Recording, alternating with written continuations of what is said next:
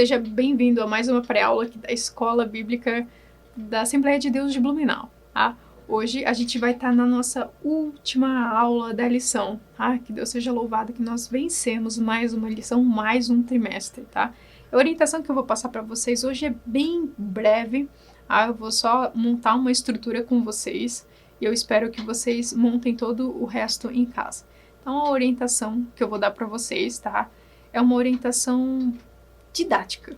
Bom, por quê? Porque qual é a maior importância que deve ter você com os alunos? É você compreender que os seus alunos devem sair da sala, tá? Tendo pandemia ou não, sabendo o que foi dito aqui. Então eles devem guardar no coração deles para viver depois. É a mesma forma como você chega em casa e alguém pergunta para você o que você aprendeu, o que você ouviu, né? O que você guardou.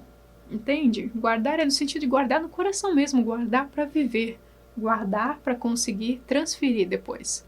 Então, tudo aquilo com que é importante, você tem que retomar, com muita ênfase. Por exemplo, a nossa aula, a aula de número 13, né? Igreja. Eu gosto tanto disso aqui, igreja. As portas do inferno não a vencerão. O que a gente vai... A ênfase de tudo, eu quero dizer bem para vocês, a ênfase da nossa lição toda é esse versículo aqui. As portas do inferno não prevalecerão contra a igreja.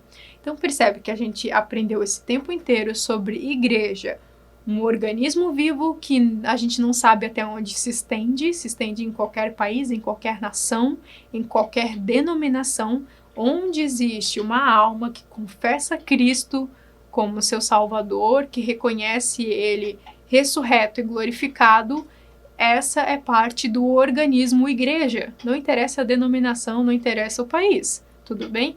E existe a igreja, a organização, que é o lugar onde você serve, né, com as doutrinas, os ensinamentos são iguais, porque o evangelho é o mesmo para todo mundo, tá, gente? O evangelho é o mesmo aqui, mesmo na Ásia, nos Estados Unidos, na Argentina. O evangelho é o mesmo em todos os lugares, tudo bem? Então a gente aprendeu a diferença da igreja organismo para a igreja organização. Então dentro da igreja organização que você serve, existe as regras, né, para como é que eu posso dizer? Para haver ordem dentro daquele templo. Então percebe que o evangelho é igual para todo mundo. O que muda é a ordem dos lugares, né? Até mesmo a liturgia do culto muda. A gente veio aprendendo isso. O que é saudável que você faça, que você gaste um pouquinho de tempo, tá? Até isso vai ser bom, vai ser bênção na sua vida, que é você fazer uma retrospectiva. Até eu baixei aqui todas as lições para a gente poder vendo as coisas, tá? Todas elas, desde a lição de número 1. Então percebe que a gente começou aqui com a igreja, é um projeto de Deus, tá? Então você pode ir catando dos seus alunos. Eu acho interessante, porque quando eu tinha a idade deles, fizeram isso comigo, eu achava isso muito bênção. Eu gostava disso, tá? Então assim, vamos catando das pessoas, dos seus alunos, vamos recapitular o que a gente aprendeu na lição 1, o que a gente aprendeu na lição 2, tá? Então, usar o método de repetição com pessoas de 15 a 17 anos é muito útil, tá bom? Na verdade, é bem eficaz, na minha opinião, tá? Então, a igreja é um projeto de Deus. O que você pode pegar? Você pode pegar o tema, né, de cada texto, de cada lição, e a conclusão da lição. Você pega a conclusão, você vê mais ou menos o que as pessoas disseram e você faz uma recapitulação muito reta, muito objetiva, sabe? Só para dar uma fixada maior. Por quê? É agora que a gente une todas as pecinhas do quebra-cabeça para poder falar dessa última lição, entendeu? Então, olha só, a igreja é um projeto de Deus, os fundamentos da igreja, o que são os fundamentos da igreja, né? Os símbolos da igreja das escrituras, então o propósito da igreja, qual que é o propósito da igreja. Você vai dando uma pincelada em cada um deles, as ordenanças, a igreja, a expressão do reino de Deus. Aqui sobre a expressão do reino de Deus é importante, é fundamental, aliás, que você dê uma pincelada também sobre o que é o reino de Deus e onde que a igreja se encaixa no reino de Deus. Pegar a forma totalitária, não só o fragmento da igreja no reino de Deus, tudo bem? Então, igreja local, a expressão viva da fé cristã, né? O papel da liderança na igreja, tudo bem? Então você vai falar sobre a igreja, a missão urbana e a missão transcultural. Gente, o papel da liderança na igreja, a gente até, se você quiser voltar a essa aula, tá? A gente desmembrou um pouquinho sobre até os dons, tá? Sobre caráter nessa aula também, tá? É legal a gente dar uma pincelada, mas é sempre o que eu falei, pega o que é suma, o que é muito importante, e aí, né, dá uma pincelada naquilo e toca pra frente. Então, igreja, o que é a missão urbana que a gente fala, né? Que é a comissão geral, onde tiver, gente, onde tiver uma alma que não foi alcançada ao seu redor, pela graça de Deus, que ainda não ouviu o evangelho, que ainda não foi salvo, ali é o seu campo missionário. Então, essa é a comissão geral que a lição vai nos falar: ide por todo mundo e pregai o evangelho. Isso é uma ordem dada a todo mundo, a toda a igreja, né? Então, essa ali, onde existe uma alma que ainda não foi alcançada pelo evangelho, ali é o seu campo missionário. Seja ela do trabalho, seja ela da escola, seja ela dentro do seu lar, seja ela onde você pratica um esporte, onde você faz uma atividade extra, né? Seja onde for. Não ouviu? Ali é o seu campo missionário. Tudo bem? E tem a missão transcultural. Nós sabemos que todo mundo foi feito para ir. Então não é o ímpio que vem até a igreja, é a igreja que vai até os perdidos, tudo bem? Então a gente sabe sobre isso. Agora tem pessoas que são separadas, que são levadas para outras culturas, tudo bem? Tem essas missões de ir para outros lugares, para outras culturas, alcançar outro nicho de pessoas. Tudo bem? Essas pessoas são preparadas desde o começo e elas têm um desejo, na minha opinião, absurdo, que nem elas entendem como que elas têm tanto desejo, tanto amor, tanto zelo por determinada nação ou por determinada cultura. Não precisa nem ser uma nação, né? Por exemplo, aqui no Brasil, a gente tem o quê? Uma nação com um monte de culturas, né? Então a gente tem os indígenas, tem a cultura gaúcha, tem, né, a cultura nordestina, então tem o pessoal que mora ali na Amazônia, é outro tipo de cultura, entende? Então cada pessoa tem uma cultura diferente aqui no Brasil também. É a mesma língua, talvez, tá? Mas as culturas são diferentes. Então, às vezes tem pessoas que nascem separadas para essa obra. Tudo bem? A gente falou sobre isso, a importância de você ressaltar, às vezes, alunos que estão na sua sala que Deus chamou para essa obra também. E a gente está em a igreja e as suas denominações. A gente aprendeu aqui sobre não só a importância do organismo, que a gente não sabe onde se estende, mas as denominações também, né? A organização. E a gente aprendeu sobre organizações que são falsas e tudo mais, né? De suma importância, a importância que você deixe bem claro na mente dos seus alunos que você não precisa odiar a outra denominação, porque Deus não vem buscar só a Assembleia de Deus, tá? Deus vem buscar todos quantos guardam a palavra dele e reconhecem o seu sacrifício na cruz. Pode ser a igreja do lado, entende? O importante é que toda a organização mantenha a doutrina acesa, verdadeira e pura, né? Então, que o evangelho seja o mesmo para todo mundo, determinado de algumas liturgias ou, né, a ordem do culto, né? Como fazem para manter tudo em ordem, todo mundo decente dentro do culto. Mas o evangelho precisa ser o mesmo, tudo bem? Existem igrejas que não tem música gospel dentro da igreja, né? Não cantam louvores. Mas existem igrejas que cantam. Então eu conheço igrejas aqui que, por exemplo, elas focam, né, nos hinos da harpa. São hinos maravilhosos, tá? Mas também não perde a graça dos hinos também que são louvores à igreja, entende? Gospel. Então, não quer dizer que Deus não está ali. O evangelho continua o mesmo, às vezes só muda a liturgia do culto. E aqui é importante dar até uma ressaltadinha, uma pinceladinha assim, nas falsas doutrinas que existem por aí, tá bom? É legal fazer isso, é legal reforçar. E a gente tem a igreja e a cultura do seu tempo, pega ali, dá uma pinceladinha, tá bom? Porque o evangelho não muda, ok? E a nossa última lição, é como se você pegasse tudo isso que nós falamos, a lição 1, 2, 3, 4, 5, 6, 7, 8, 9, 10, 11, 12, e aí passasse um risco embaixo, somasse tudo e botasse embaixo assim, essa que era a outra aula que eu tinha dado. Igreja, as portas do inferno não prevalecerão contra você. Então percebe que uma igreja saudável, além de fazer tudo isso que a gente aprendeu sobre igreja, de muita importância, é importante que você mentalize isso para os seus alunos e para você, tá? Que igreja, as portas do inferno não prevalecerão contra você, é como se você estivesse dizendo o seguinte para os seus alunos: ei, presta atenção, Deus deixou uma promessa para a igreja. Então, a igreja, ela já caminha debaixo de uma verdade, que é: nós somos vencedores. Então, uma igreja saudável, uma igreja sadia, ela caminha debaixo dessa verdade, não uma igreja, né, que distorce o evangelho, não uma igreja que não dá atenção para a oração, não dá atenção para um jejum, não dá atenção para os seus, tá? Não é uma igreja que distorce as coisas, tá? Então, não é essa igreja que Deus está falando. Essa igreja vai ter com Deus depois. Não. É a igreja pura, o organismo vivo de Deus que mantém acesa a chama do evangelho dentro de si, alcançando pessoas, levando pessoas ao arrependimento. É essa igreja que caminha debaixo de uma promessa de que ela será vencedora até o fim. Então, gente, a questão não é se o inferno vem bater, né? A questão é que as portas do inferno não prevalecerão contra a igreja. Então a questão não é se o inimigo vem tentar alguma coisa contra a igreja, porque ele não vai conseguir. A gente já caminha debaixo da verdade de que nós seremos vencedores por meio dele. Entende? Então você precisa deixar claro para os seus alunos que não tem de ter medo.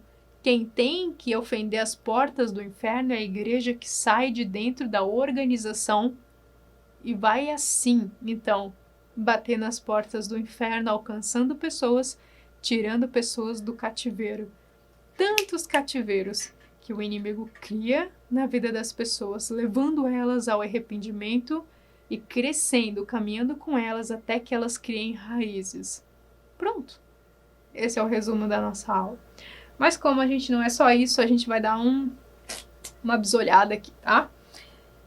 Eu quero falar com vocês algo bem mais importante, tá? Pra te ver que a nossa aula era exatamente isso que eu acabei de falar, tá bom? A gente já falou subentendido sobre a palavra, a parábola do semeador, tudo bem? A gente já deixou subentendido um monte de outras coisas, mas assim, quer montar uma estrutura legal para sua aula, tá? Levando em consideração as portas do inferno, que precisa ser o fundamento da sua aula, essa última aqui, as pessoas terem consciência que o diabo não pode contra a igreja fiel de Cristo, que vai pelejar contra ele até o fim. E vai vencer.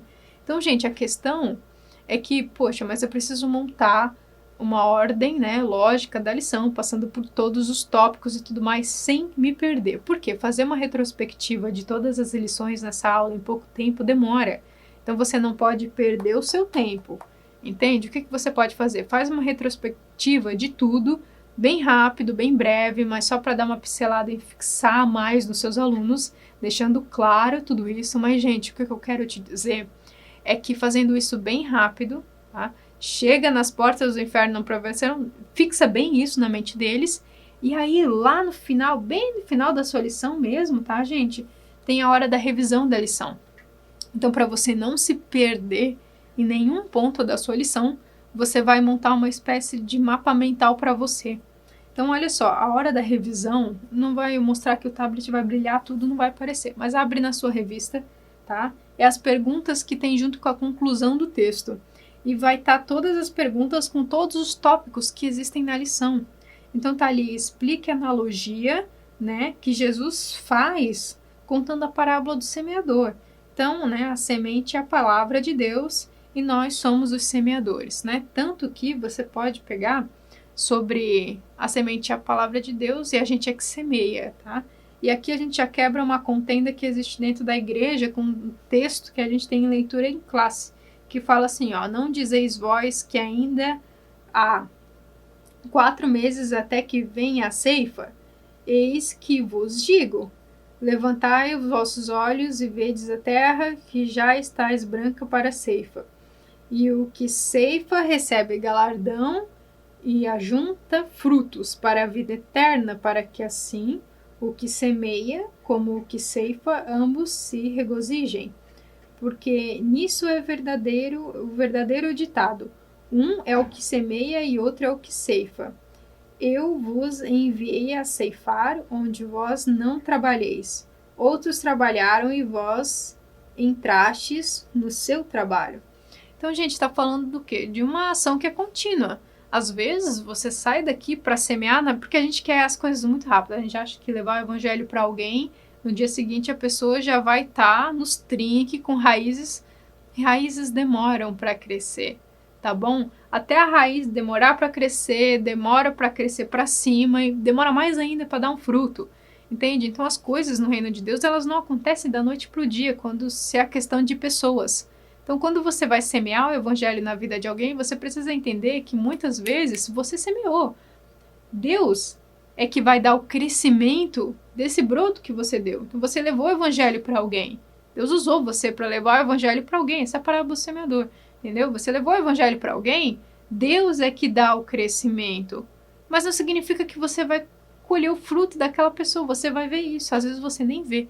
Às vezes, quem colhe o fruto e quem ceifa aquilo ali é outra pessoa. Para te ver como a gente precisa entender que cada um tem um papel. Entende? Às vezes você faz o processo todo, às vezes não é você que faz o processo todo, às vezes é outra pessoa. Entende? Deus é que dá. Você só precisa entender que Deus é que dá o crescimento. Porque às vezes a gente acha que eu é que semeei, mas você que está colhendo os frutos. Isso não é justo. A gente acha que é brincadeira, mas isso acontece muito dentro do reino de Deus, entre os seus irmãos. O foco do assunto não é nem quem semeia, não é nem quem colhe. O foco do negócio é quem dá o crescimento é ele. Então, não interessa se você semeou e ele não deu o crescimento, não interessa quem é, não vai ter quem colher nada. Entende? Então, o foco sempre é Cristo que dá o crescimento no reino de Deus. Tá bom? Então, você só precisa estar com o seu processo contínuo de levar o evangelho. E perceba que para levar o evangelho para alguém, você tem que ter cultivado em você mesmo também. Entende? Então não tem como você dar alguma coisa que não tem.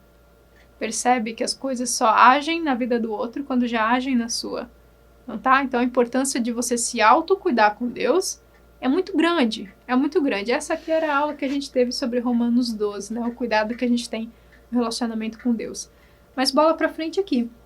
Então é isso que ele tá falando. Depois ele pega aqui um texto de Apolo, né? Eu plantei, Apolo regou, mas Deus é que deu o crescimento. Então, aqui a gente pega até, nesse texto de João, a gente pega até um texto de Mateus para explicar isso também. Que o interessante, gente, não é quem planta nem quem colhe, mas é que às vezes, né, por exemplo, que a seara está pronta, né, e tudo mais. Percebe que existe muito, né? A gente fica focando tanto em quem colhe, quem planta, quem colhe, quem planta, quem colhe, quem planta. Você precisa focar em duas coisas. Deus é que dá o crescimento e que existe uma seara que está pronta. O texto de João também fala isso. Existe uma seara que está pronta para ser colhida. Presta bem atenção nisso aqui, gente, que isso aqui é uma chave muito grande para a sua vida. Existe uma seara que está pronta. O que nós precisamos é de trabalhadores. Então, se você quer fazer uma oração hoje em sala de aula, ensine os seus alunos a já plantar dentro deles, através do Espírito Santo, esse desejo por levar o Evangelho, porque existe uma seara que está pronta. A gente só precisa de trabalhadores. Gente que leve essa semente. Gente que acredita que Deus é que dá o crescimento. Gente que está pronta para colher esses frutos dessa seara. Tudo bem? Então a questão aqui não é nem quem semeia, não é nem quem colhe. É que ele dá o crescimento e que nós precisamos de trabalhadores nessa obra. Tudo bem? Bola para frente. Aqui também vai ter o seguinte, ó. Porque existe urgência para semear. A gente precisa de trabalhadores no fundo das coisas. Tudo bem? Então, por que a igreja de Antioquia é um modelo quando se trata de crescimento, né? Então, aqui vai explicar. Porque a mão do Senhor era com eles e havia manifestação da graça de Deus, a igreja orava, a igreja jejuava, né? Havia integração, havia comunhão entre os irmãos e ajudava os necessitados. Gente, essa aqui é uma igreja saudável, tá? Então, por que o exemplo da igreja de Antioquia é um exemplo para a igreja de hoje? Você lembra que eu falei que não é uma igreja que detupla o evangelho, que anda debaixo dessa consciência, dessa verdade, de que as portas do inferno não prevalecerão? Entende? Então ele está pegando um modelo visível de uma igreja saudável, sadia, com todo mundo saudável dentro da igreja, fazendo coisas saudáveis, que crescem a mente e o coração humano através do Espírito Santo, tá bom? Para que todo mundo ande nessa verdade, temendo a Deus, porque ele já falou que a gente vai ser vencedor e assim levando o evangelho sem medo, entendeu? Sem receio nenhum. Então ele pegou aqui uma imagem de uma igreja saudável para ser visível na mente das pessoas, tudo bem? Por quê? Porque se a sua igreja não está sendo saudável, agora você tem um exemplo de uma, entende? E se a sua igreja está tendo alguma coisa de errado, pelo amor de Deus, não vai sair aí julgando as pessoas, dobra o teu joelho e ora, porque são seus irmãos. E a gente faz parte do mesmo organismo vivo, que Deus vem buscar a sua igreja, o organismo vivo. Então, gente, aconteceu alguma coisa de errado? Perceba que os seus olhos veem. Se os seus olhos só veem o que é santo, e se ele não vê o que é santo, ora, entende? Então a oração de justo pode muitos seus efeitos. Bola para frente. O que significa discipular? E qual é a importância de discipulador mais ali para frente, né? Então esses são os nossos últimos 2 tópicos, tá? Por quê? Porque a obra de Deus, ela não pode parar na gente, como falou, ó, eu reguei e Apolo colheu, tá? Então tem uma continuidade. Se você não fazer discípulos, não vai ter mais quem plante. Se você não fazer discípulos, também não vai ter quem colha, entende? Então às vezes você é uma igreja que planta, mas não renova as pessoas para que também elas colham aquilo que você fez. Então percebe que o plano de Deus ele é contínuo até o final. Você faz discípulo e a importância de você também manter os seus discipuladores, né, criando raízes, crescendo para Deus e dando frutos. Por quê? Porque a glória de Deus se manifesta através do fruto que você tem. Deus tem prazer de manifestar a glória de Deus através dos frutos. Então aqui tem uma continuidade.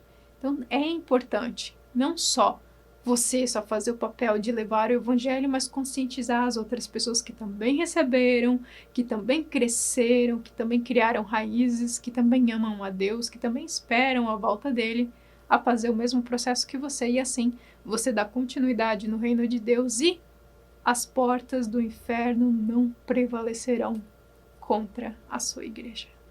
Eu espero que isso tenha sido bênção em nome de Jesus. É muito bom que nós possamos ter a oportunidade de encerrar mais uma lição aqui para a glória de Deus. A próxima lição estaremos juntos de novo.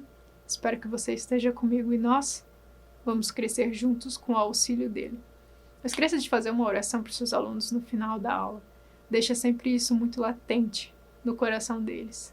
Fiquem com Deus, em nome de Jesus.